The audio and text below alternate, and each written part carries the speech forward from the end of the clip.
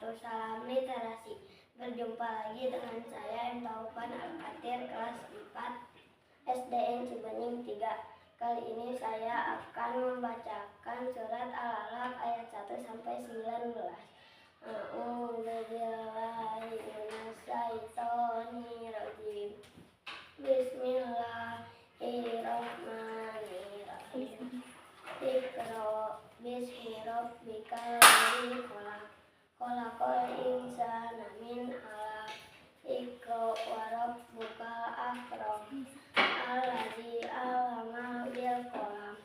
'Allamal insana ma lam ya'lam. Kalla innal insana layatgha ar-ra'ahu istaghna. Inna ila rabbika ruj'a. Ara'aitan ladzi yanha 'abdan idza shalla. Ara'aita in kana 'alal huda aw amara bit taqwa. Ara'aita in kadzdzaba wa tawalla. Alam ya'lam bi anna Allaha yara.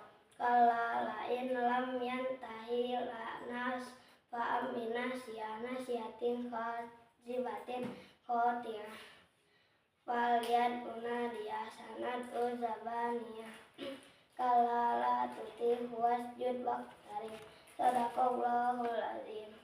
Wassalamualaikum warahmatullahi wabarakatuh. Salam literasi.